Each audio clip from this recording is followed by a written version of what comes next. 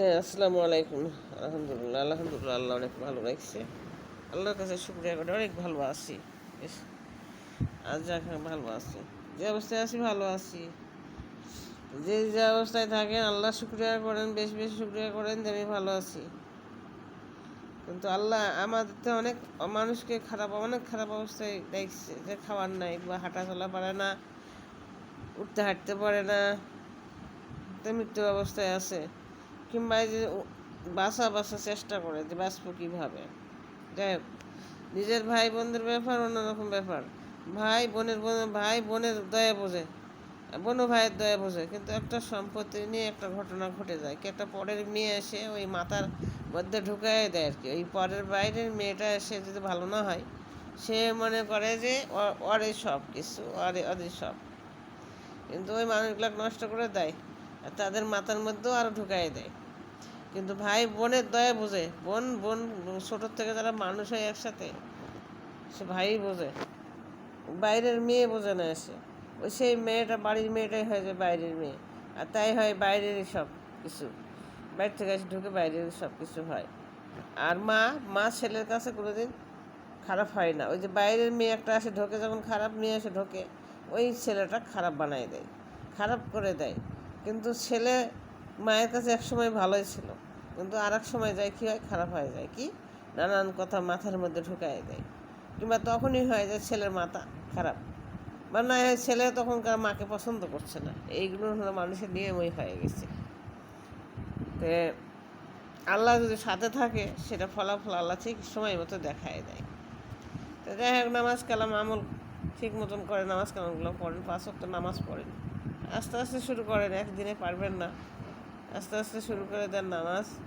নামাজ না পড়লে শিখেন, নামাজ না জানলে শিখেন। কবরে যাওয়াই লাগবে, কেউ কেউ আপনাকে বাঁচাতে পারবে না। কবরে যাইতেই হবে, চোখের সামনে আজরাইল এসে নিয়ে চলে যাবে, কিন্তু আপনি কিছু বাঁচাতে পারবেন কি, আটকাতে পারবেন? পারবেন না। যাওয়াই লাগবে, কারো ছাড় নেই, কারো ছাড় নেই, যাওয়াই লাগবে। তে তো ভাই বোনের দয়া যতদূর বুঝবে, তারা বুঝবেন না, অন্য কেউ বুঝবে না, সেটা অন্য দয়া বুঝবে না। সম্পত্তির জন্য সেটা ঘটে, সেটা হয়তো বা দিছে কম দিছে, কষ্ট হচ্ছে, কিন্তু গণ্ডগোল ছাড়াই এলা মীমাংসা করাই উচিত। কারণ বাপ মা ছাড়ে দিয়ে যায়, যে হয়তো নিবে দিবা দিয়েও করে চলে যায়। তো ভাই বোনের সম্পর্কটাই অন্যরকম সম্পর্ক। বাইরের মেয়ে এসে ঢুকে সেটা বুঝবে না। বাইরের মেয়েরা তো এসে দখল করবে যে আমারই সব কিছু, ওই দখলেই থাকে। তে মেয়ে বোন কিন্তু ভাইয়ের বাড়ি যাবেই, বা ওটা মেয়ে বোন, কিন্তু ওইটা বাপের বাড়ি, সেটাও নিজের বাড়ি। একটা ভাইয়ের যদি বাপের বাড়ি ওটা বাড়ি হয়, তাহলে ওই বোনেরও ওটা ওই বাপের বাড়িই হয়। বাপের বাড়ি মানে নিজের বাড়িই হয়। ভাইয়ের বাড়ি হলে সে বোনেরও ওই বাড়িই হয়। কিন্তু বাইরের মেয়ে এসে ঢুকে বলবে যে ওটা তো আমাদেরই, তো ওটা বাইরের মানুষ, আমরা আমাদেরকে পরে বাইরের ওই মেয়েটাকে বলে বাইরের মানুষ, ওরাই সব কিছু আর কি হয়ে যায়। এই যেমন বাইরের একটা ছোট ঘরের মেয়ে এসে যদি ঢোকে, ওই সেই বাড়িটার সমস্ত কিছু নষ্ট করে দেয়। মনে হয় দখলেই থাকে, ও তার দখলেই থাকে, তারই সব কিছু। তো যাই হোক, যারা অমানুষ তাদেরকে মানুষ বানানো যায় না। আল্লাহ তাদের হেদায়েত করুক। আর একটা মা কীভাবে একটা ছেলেকে মানুষ করে, বউ পালে সে অন্যরকম হয়ে যায়, তো তো ঠিক না।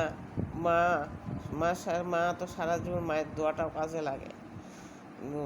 যে যা করবে তার কর্মের ফল তো সেটা পাবেই।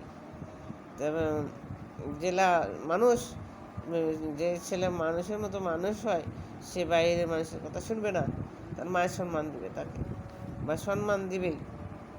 এদের আল্লাহ আমাদেরকে যাই খাওয়াক, যেই অবস্থায় আছি, আলহামদুলিল্লাহ, আল্লাহর কাছে শুকরিয়া করি, আল্লাহ অনেক ভালো রেখেছে।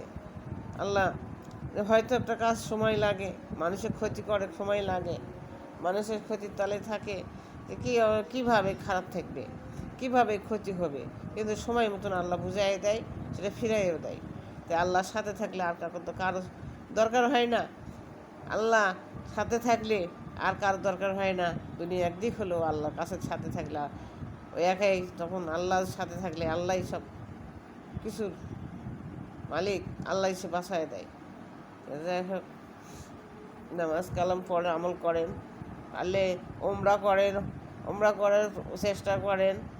1,000 টাকার বেশি লাগে একটু। হজ হজে যেতে হলে একটু টাকা একটু বেশি লাগে, হয়তো পরে হজে গেলেন, ওমরাটা আগে করে আসে পারলে। আলহামদুলিল্লাহ, আলহামদুলিল্লাহ, আল্লাহর কাছে শুকরিয়া করি। আসসালামু আলাইকুম।